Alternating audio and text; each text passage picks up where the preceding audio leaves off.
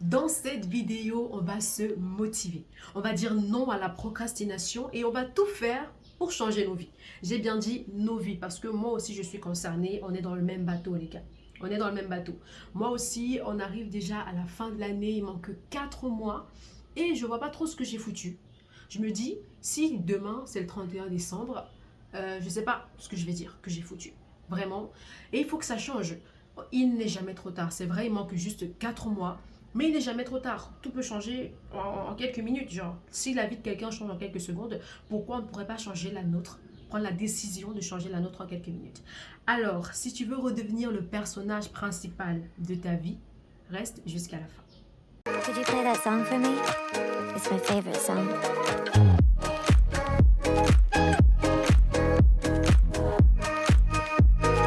Artlist.io. Hey, ça fait 9 mois. 9 mois depuis la publication de ma dernière vidéo. C'est incroyable quand même. Waouh. C'est là que tu te dis en fait le temps passe. 9 mois. Le temps d'une grossesse. C'est pas le plus important.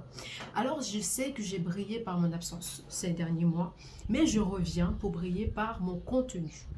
Pour vous proposer 10 épisodes d'une série de podcasts que j'ai appelé Time to Shine. C'est le moment de briller, c'est le moment de se réveiller. Et on va le faire ensemble. Ensemble, on va se réveiller. Ensemble, on va décider de prendre en main nos vies et nos objectifs. Et pour ça, dans les 10 épisodes, on va explorer l'atteinte de nos objectifs, mais aussi et surtout le côté mental. C'est-à-dire que oui, on a des objectifs, on veut les atteindre. Maintenant, il y a le côté échec, parce que c'est pas parce qu'on a décidé d'atteindre nos objectifs qu'on va forcément le faire. On va forcément échouer. Maintenant, comment on réagit face à l'échec? Comment on parvient à vaincre, la procrastination? C'est ça qu'on va voir tout au long de ces épisodes. Et dans le premier épisode d'aujourd'hui, on va voir comment reprendre sa vie en main en 5 étapes. Vraiment pour bien commencer. Les bases pour dire, ok, cette fois-ci, c'est moi qui prends le contrôle. Voilà. La première étape, c'est tout simplement réaliser un vision board. C'est quoi un vision board? Un vision board, c'est une représentation visuelle de tous nos objectifs. Pour vous donner un exemple, voici le vision board que moi j'avais réalisé en début d'année. Comme vous pouvez le constater, moi j'avais pour objectif de créer du contenu sur YouTube et d'avoir les 100 000 abonnés. Non mais quand même c'est fort. Mais bon, faut rêver, pourquoi pas. Bref, c'est ça en fait un vision board. On matérialise en fait en image nos objectifs. Et c'est important pour commencer parce que quand je l'ai fait, après je l'ai mis un peu sur mon téléphone. Ce qui fait en sorte qu'à chaque fois que j'ouvrais mon téléphone, je voyais le vision board et je me disais, ok, j'ai un objectif à atteindre. Ok, j'ai ça et ça à faire. Sauf que en fait, au bout d'un moment, la paresse a pris le dessus, les renvois à plus tard et tout. Et on n'y est pas forcément maintenant. Mais c'est pas trop tard pour commencer. Alors c'est ça un vision board. Et c'est important de faire un vision board parce que ça te permet de te rappeler ton objectif principal. Définis un objectif. Et quand tu as défini l'objectif, essaye de faire un vision board, cette représentation visuelle là, pour te dire c'est ça que je veux atteindre. Je vais vous montrer pas à pas comment ça se passe, comment on réalise un vision board en exemple sur mes différents comptes, TikTok, Instagram, Facebook. Donc c'est important de me suivre là-bas aussi parce que je sortirai une vidéo explicative sur comment réaliser un vision board et tout ce qu'on peut y mettre. La deuxième étape pour reprendre sa vie en main, c'est de réaliser une to-do list quotidienne. La to-do list quotidienne, c'est tout simplement, comme son nom l'indique, une liste de choses à faire au quotidien. C'est un peu comme le vision board, mais sauf que le vision board, c'est sur le long terme. C'est la grande vision, vous voyez. Or, la to-do list, c'est vraiment par jour. Qu'est-ce que je fais par jour? Et maintenant, dans la liste, on doit retrouver ce que je dois faire et ce que j'ai envie de faire. Ce que je dois faire, ce sont les obligations. Et ce que j'ai envie de faire, ce sont mes besoins personnels. Par exemple, dans une to-do list, on va retrouver les obligations, par exemple, les obligations familiales. J'ai peut-être une famille, donc forcément aller au travail, m'occuper de ma famille, cuisiner, vraiment les choses qu'on doit faire, qu'on est censé faire au cours d'une journée. Et maintenant, ce qu'on a envie de faire, là, ça relève du personnel. Envie, par exemple, de regarder un film, envie d'écrire, de dessiner, de chanter, je ne sais pas, de sortir, de faire une sortie au resto avec des amis, des trucs comme ça. C'est vraiment ça en fait. Et le truc, c'est que quand tu te lèves le matin, tu réalises une to-do list, ça te permet de te donner des objectifs précis de la journée. Et quand ça te donne des objectifs précis de la journée, à la fin de la journée, lorsque tu reprends la liste, tu te dis, ok, j'ai fait ci, j'ai fait ça, j'ai pas fait ci, j'ai pas fait ça. Et s'il y a des choses que tu n'as pas fait, c'est normal en fait. Parce que l'homme propose et Dieu dispose. Tout ce que tu as à faire, c'est juste renvoyer à la liste de la journée prochaine. C'est important de se lever avec des objectifs. Et maintenant, ces objectifs-là, ça va t'aider à te sentir productif. Et plus tu te sens productif, plus tu as envie d'être productif. Donc, c'est ça le secret. La troisième étape pour reprendre sa vie en main, c'est prendre soin de son espace. On ne cessera jamais de dire, c'est hyper important d'être propre, surtout avec l'endroit dans lequel on se trouve, dans lequel on passe le plus de temps dans la journée. C'est important. Quand c'est propre, ton esprit aussi, il suit en fait. Quand c'est propre, ton esprit, il prend le flow. Mais quand c'est sale et désordonné, tu n'as pas vraiment envie de travailler, tu n'as pas vraiment envie de faire des choses parce que tu te dis, bon. Pourtant, quand c'est propre, ton espace dans lequel tu passes le plus de temps, ça peut être ta chambre, ça peut être ton bureau, ça peut être, je ne sais pas trop, le salon, ça peut être n'importe où, mais vraiment là où tu te sens bien et tu passes le plus de temps. Quand c'est propre, ça te donne envie de dire, ok, j'ai nettoyé ici, j'ai fait ci, j'ai fait ça, qu'est-ce que je fais ensuite? Ça te donne envie de te motiver. Le fait d'être propre avec ton espace, ça te donne envie de pouvoir avancer, ça te donne ça te donne même des objectifs. Ça te donne de te dire, ok, qu'est-ce que je fais ensuite? La quatrième étape pour reprendre sa vie en main, c'est maintenant de prendre soin de soi. Maintenant, quand je parle de prendre soin de soi, ce n'est pas forcément, je vous arrête tout de suite, hein, c'est pas forcément la peau, le truc physique, non. Il y a combien de motos qui passent ici en journée?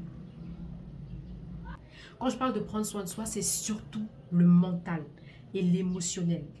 C'est-à-dire que prendre soin de soi de manière physique, c'est très simple. Tu te laves bien, tout simplement. Et si tu veux sortir, tu mets du parfum. Si tu n'en as pas, juste tu te oins bien. Genre, tu essaies d'être propre physiquement. Mais le plus important, c'est dans la tête, le mindset. Comment est-ce que tu ressens et reçois les choses? C'est-à-dire quoi? Quand tu te réveilles le matin et tu as un esprit de combattant, et tu veux vraiment aller faire les choses, tu le fais. Mais quand tu te réveilles avec un esprit aigri, un esprit de rare, j'ai envie de rien faire, forcément, toutes les choses dans la journée, ça suit. Faites des expériences, en fait, c'est normal. Maintenant, pour t'aider à avoir toujours l'esprit, comment dire ça, avoir toujours la façon de penser positive. Moi, par exemple, je pars sur Pinterest, l'application Pinterest, et je télécharge des quotes, des citations de motivation que je lis le matin. Et pendant la journée, quand je sens que mon état d'esprit va changer, je le lis. Et ça me permet de me rappeler que, ok. Et quand c'est comme ça, tu lis des trucs positifs, genre en mode tu vas y arriver, en mode go for it, en mode voilà, un mauvais moment ne définit pas une mauvaise journée, des trucs comme ça pour te mettre dans le bon. Et parce que c'est important de pouvoir être toujours de bonne humeur. Mes parents me disent tout le temps, si tu souris à la vie te sourira. Quand tu souris, tu attires les ondes positives. Mais quand tu es aigri, tu attires le côté aigri. Et c'est vrai, vous allez me dire, c'est pas évident parce qu'on passe des journées parfois. Il y a des journées, tu te lèves, tu te dis, c'est comme si le ciel s'acharne sur toi. C'est comme si, je sais pas, l'univers a un truc contre toi. Mais même dans ces situations-là, c'est important de pouvoir garder le sourire. C'est important de pouvoir garder l'attitude positive. Il faut être je voulais le dire en anglais, désillusionnel, je crois. Je crois que c'est ça en français. Il faut être le genre de personne, on dit délulu. C'est-à-dire que même quand un truc négatif t'arrive, tu te dis, ok, le négatif m'est arrivé, mais tu pars bien à tirer dans le négatif le positif. C'est très important. Toujours rester positif. Stay positif, stay focus, work for it, go for it. Et la cinquième chose pour reprendre sa vie en main, et je crois que c'est la chose la plus importante, c'est de lâcher son téléphone de temps en temps.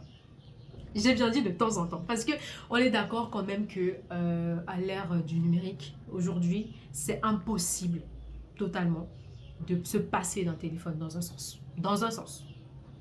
Parce que on s'en sert pour plein de choses. Il y a nos vies dedans. c'est pas évident de lâcher, mais c'est important de s'en servir de la meilleure des manières. C'est-à-dire que l'attitude de se lever le matin et la première chose qu'on fait, c'est prendre son téléphone, c'est quelque chose qu'il faut bannir. C'est une attitude à effacer de nos vies, sincèrement. La première chose que tu dois faire le matin, c'est pas prendre ton téléphone. C'est faire, par exemple, un signe de croix. Si tu es chrétien catholique, ou bien si tu es chrétien tout court, si tu crois en Dieu, faire un signe de croix, confier ta journée. C'est ça qu'il faut faire le matin. Pas prendre son téléphone en premier. Vous voyez ce que je veux dire ou pas? Parce que, en fait, on est dans un monde, on est dans une époque où on passe à côté de beaucoup de choses à cause de ça, à cause du téléphone. On passe à côté de plein de choses dans nos vies. C'est important parfois de juste déposer le téléphone et d'aller se balader. Aller rendre visite à quelqu'un. Tu parles avec ton téléphone, mais tu es avec la personne, tu vois. Tu déposes ton téléphone, tu discutes. Ça fait du bien de déposer ton téléphone pendant quelques heures. Et c'est pour ça qu'il faut, pour pouvoir contrôler ça, il faut contrôler le temps d'écran. C'est important de contrôler le temps d'écran, le temps qu'on passe sur son téléphone. C'est très important. Il y a les fonctionnalités de nos jours où on peut vérifier le nombre de temps qu'on passe sur son écran. Moi, par exemple, avant vraiment, mon temps d'écran était de 8 heures. C'est-à-dire, je passe 8 heures de ma vie, sans compter quand je dors, sur mon téléphone. Juste imaginez 8 heures. C'est trop, c'est énorme. Et le pire, c'est que tu passes 8 heures de ton temps sur ton téléphone, tu vois même pas ce que tu fais avec. C'est ça le pire. C'est que si au moins, ça a été bénéfique, on comprend. Mais quand tu passes 8 heures de ta vie sur ton téléphone, et au final, on voit même pas ce que tu fais avec, c'est là qu'il y a un problème. Donc, quand on a la possibilité, on dépose le téléphone, on fait des sorties. Pour ceux qui peuvent, on va au cinéma. Ou tout simplement même se lever, hein, quand Dieu donne la grâce du soleil, là, tout simplement se lever et marcher dans le quartier, faire un tour pour s'aérer l'esprit. Tu laisses le téléphone à la maison, tu fais un tour. Ça fait du bien. Vraiment, ça fait du bien. Essayez seulement, vous me direz. Et tout ce que j'ai dit là, la to-do list, prendre soin de soi, par rapport aux citations aussi, je vais partager avec vous sur mes autres réseaux des quotes. Par exemple, disons par exemple pour les citations. Je vais partager avec vous des citations le matin et le soir. Des trucs positifs pour vous aider à bien commencer et à bien finir la journée. Je vais partager également ma to-do list chaque jour. Comme ça, ensemble, en fait, on verra déjà comment ça se fait. Et ensuite, à la fin de la journée, je pourrais faire un bilan avec vous, savoir ce que j'ai fait, ce que j'ai pas fait. Peut-être ça pourra vous aider à vous, à vous bouger un petit peu et à faire la même chose. Ça serait vraiment bien. Parce que je ne vais pas me réveiller seule. Ça serait bien si on pouvait tous prendre conscience du fait que on gaspille nos vies, vraiment. Le temps passe. Et chaque jour, on souffle une bougie. Et au final, on se demande parfois, qu'est-ce que j'ai fait? C'est-à-dire que en 21 ans, qu'est-ce que j'ai foutu? Qu'est-ce que j'ai laissé comme trace? Alors, on arrive au terme de cette vidéo. Merci d'avoir regardé jusqu'à la fin, si vous êtes arrivé jusqu'ici. C'était donc les 5 étapes pour reprendre sa vie en main. Et comme j'ai dit, on va voir tout ça en détail sur mes autres réseaux. Venez juste me suivre là-bas, s'il vous plaît. N'hésitez surtout pas à liker, commenter, partager et à vous abonner. Ça ferait vraiment plaisir. J'ai parlé tout le long, j'ai même pas précisé ça depuis le début. Genre, imaginez, il y a des gens qui ne sont pas arrivés jusqu'à la fin de la vidéo et qui n'ont pas écouté que je dise ça. Waouh. Je vais essayer d'ajuster au montage. Donc, n'hésitez pas à partager. Partagez autour de vous, tout âge, les enfants comme les grands, femmes, hommes, c'est important. Surtout pour notre génération à nous et pour les générations aussi à venir et ceux qui sont derrière. Donc, vraiment, c'est toutes des générations confondues. C'est le choc des générations. Et on se donne rendez-vous donc dimanche à 9h. Non, c'est 13h. Pourquoi depuis je dis 9h? On se donne rendez-vous dimanche à 13h pour un nouvel épisode de votre podcast Time to Shine. On parlera de toute autre chose, mais forcément toujours en rapport avec l'atteinte des objectifs. Parce qu'on doit redevenir les personnages principaux de nos vies. Voilà.